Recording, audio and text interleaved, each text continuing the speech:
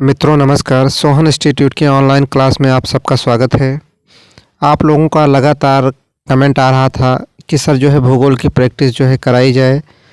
तो देखिए आप लोगों की विशेष डिमांड पर जो है आज से जो है भूगोल की प्रैक्टिस जो है प्रारंभ हो रही है। लगातार आप लोगों का यह भी सुझाव मिल रहा था कि सर जो है साइंस और कंप्यूटर के प्रश्नों को भी कवर कराया जाए। तो देखिए साइंस और कंप्यूटर के प्रश्नों को जो है हम जीएस और जीके की प्रैक्टिस में कवर कर रहे हैं। चलिए फिलहाल क्लास को शुरू करते हैं। पहला प्रश्न आपसे पूछ रहा है कि नाथुला दर्रा कहाँ स्थित है। ऑप्शन ए में दिया है अरुणाचल प्रदेश, बी में दिया है हिमाचल प्रदेश, सी विकल्प में दिया है सिक्किम और डी में दिया है महाराष्ट्र में। देखिए यह प्रश्न जो है आपके 69,000 शिक्षक भर्ती में पूछा भी गया था। तो देखिए नाथुला दर्रा जो है सिक्किम में स्थित है। सही उत्तर होगा ऑप्शन नंबर सी।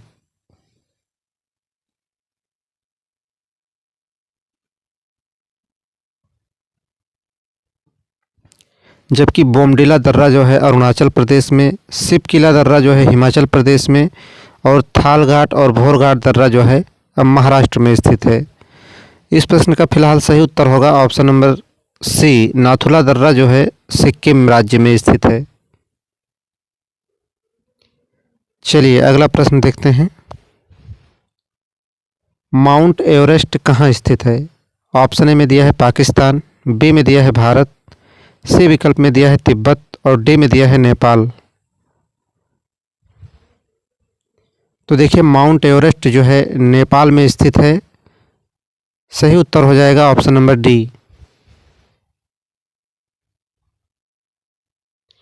और देखिए कभी कभी आपसे यह भी प्रश्न पूछता है कि माउंट एवरेस्ट को नेपाल में किस नाम से जाना जाता है।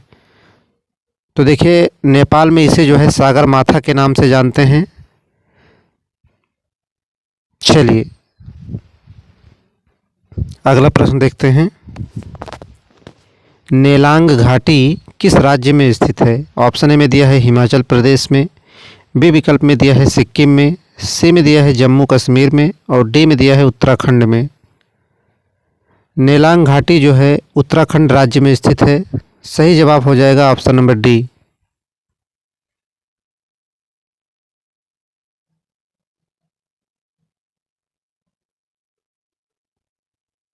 चलिए अगला प्रश्न देखते हैं। बोमडिला दर्रा किस राज्य में है। ऑप्शन ए में दिया है अरुणाचल प्रदेश में, बी में दिया है सिक्किम में, सी में दिया है केरल में और डी में दिया है हिमाचल प्रदेश में। आसान प्रश्न है। अभी हमने बताया कि बोमडिला दर्रा जो है अरुणाचल प्रदेश में स्थित है। सही जवाब होगा ऑप्शन नंबर ए।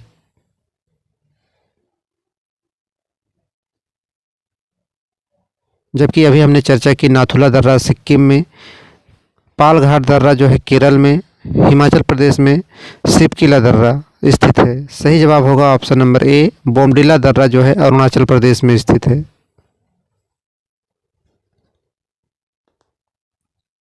चलिए नेक्स्ट प्रश्न की तरफ बढ़ते हैं। पालघाट दर्रा कहाँ स्थित है। ऑप्शन ए में दिया है केरल में, बी में दिया है महाराष्ट्र में, सी में दिया है उत्तराखंड में और डी में दिया है जम्मू एवं कश्मीर में। तो देखिए पालघाट की चर्चा भी अभी हमने की। पालघाट दर्रा जो है केरल राज्य में स्थित है। सही जवाब होगा ऑप्शन नंबर ए।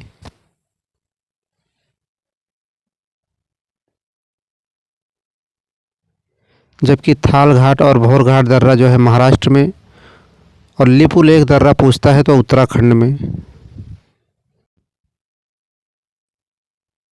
चलिए अगला प्रश्न देखते हैं। भोरघाट दर्रा किस राज्य में है। ऑप्शन ए में दिया है केरल में, बी में दिया है हिमाचल प्रदेश में, सी में दिया है उत्तर प्रदेश में और डी में दिया है इनमें से कोई नहीं।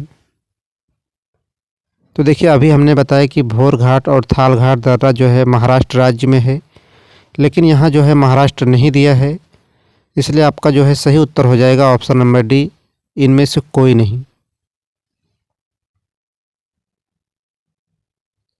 विकल्प डी सही होगा। ए, बी और सी तीनों नहीं होगा।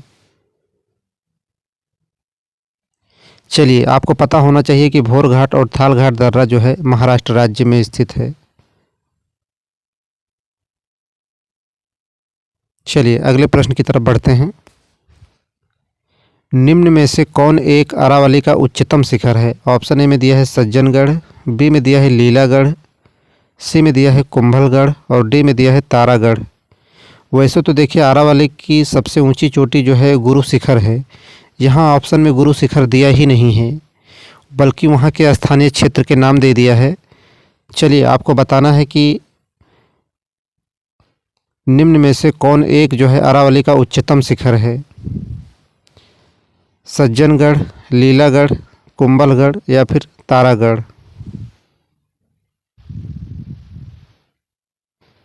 तो चलिए इसका सही उत्तर हो जाएगा ऑप्शन नंबर सी, कुंभलगढ़। और देखिए यह कुंभलगढ़ जो है राजस्थान के माउंट आबू पर स्थित है और माउंट आबू पर ही जैनियों का एक विशेष मंदिर स्थित है, दिलवाड़ा जैन मंदिर। चलिए फिलहाल इस प्रश्न का सही उत्तर होगा ऑप्शन नंबर सी।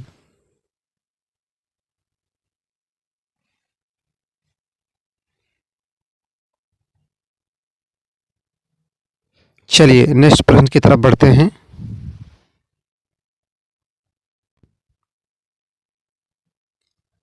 निम्न दर्रों में से कौन उत्तराखंड में अवस्थित है? ऑप्शन ए में दिया है जेलेपला, बी में दिया है लिपुलेख, सी में दिया है नाथुला और डी में दिया है सिपकीला।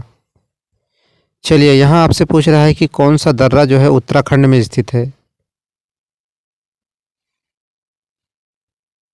तो देखिए जेलेपला और नाथुला यह सिक्किम राज्य में है, जबकि सिपकीला अभी हमने बताया कि यह हिमाचल प्रदेश में है। जबकि लिपुलेख दर्रा जो है उत्तराखंड में, लिपुलेख, माना और नीति ये सभी जो है उत्तराखंड राज्य में स्थित हैं। सही जवाब होगा ऑप्शन नंबर बी।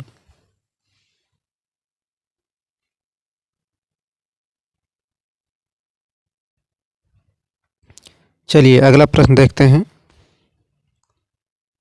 कार्डमम पहाड़ियाँ किन राज्यों की सीमाओं पर स्थित हैं? बहुत ही महत्वपूर्ण प्रश्न, और इसे ही जो है इलायची की पहाड़ियाँ भी कहते हैं। कार्डमम पहाड़ियाँ किन राज्यों की सीमाओं पर स्थित है, प्रश्न आपसे पूछ रहा है। ऑप्शन ए में दिया है कर्नाटक एवं तमिलनाडु, बी में दिया है कर्नाटक एवं केरल, सी में दिया है केरल एवं तमिलनाडु और डी में दिया है तमिलनाडु एवं आंध्र प्रदेश। चलिए कार्डमम पहाड़ियाँ जो हैं केरल एवं तमिलनाडु की सीमाओं पर स्थित हैं। सही जवाब होगा ऑप्शन नंबर सी।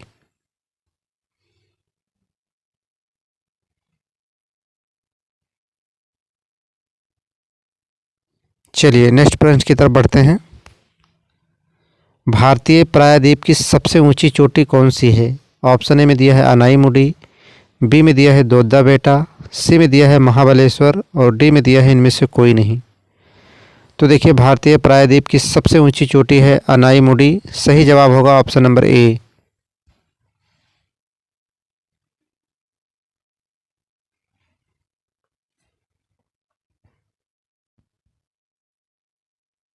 चलिए अगला प्रश्न देखते हैं। दक्षिण भारत की सबसे ऊंची चोटी कौन सी है? ऑप्शन ए में दिया है उटकमंड, बी में दिया है अनाईमुडी, सी में दिया है दोद्दा बेटा और डी में दिया है महाबलेश्वर।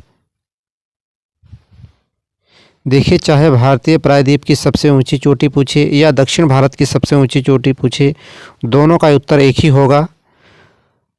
तो देखिए दक्षिण भारत की सबसे ऊंची चोटी कौन सी है, तो सही उत्तर हो जाएगा ऑप्शन नंबर बी, अनाईमुडी।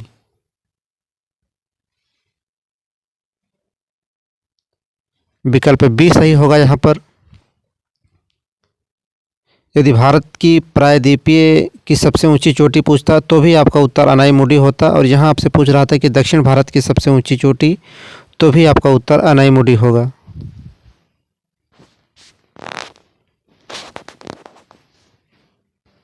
चलिए अगला प्रश्न देखते हैं। निम्न में से कौन एक कर्नाटक, केरल एवं तमिलनाडु राज्यों के मिलन पर स्थित है? ऑप्शन ए में दिया है अन्नामलाई पहाड़ी, बी में दिया है पालनी पहाड़ी, सी में दिया है नंदी पहाड़ियाँ और डी में दिया है नीलगिरी की पहाड़ियाँ।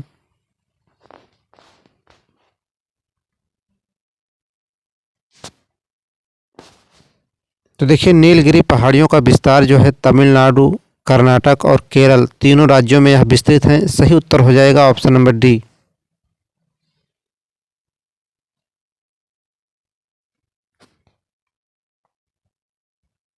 चलिए नेक्स्ट प्रश्न की तरफ बढ़ते हैं। आरावली श्रेणियों की अनुमानित आयु है। आपसे प्रश्न पूछ रहा है कि आरावली श्रेणियों की जो है अनुमानित आयु कितनी है। ऑप्शन ए में दिया है 370 मिलियन वर्ष, बी में दिया है 470 मिलियन वर्ष, सी में दिया है 570 मिलियन वर्ष और डी में दिया है 670 मिलियन वर्ष। तो देखिए आरावली श्रेणियों की जो अनुमानित आयु है वह जो है 570 मिलियन वर्ष है। सही जवाब होगा ऑप्शन नंबर सी।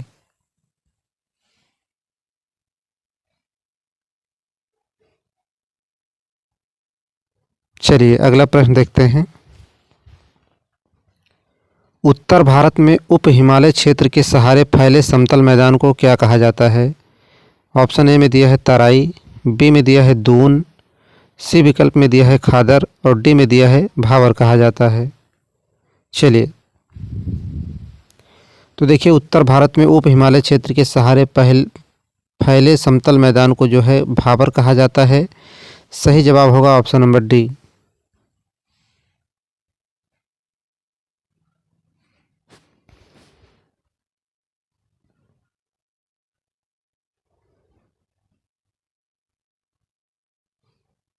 चलिए देखिए आज के लिए सिर्फ इतना ही। क्लास में लगातार बने रहने के लिए आप सबका बहुत बहुत धन्यवाद।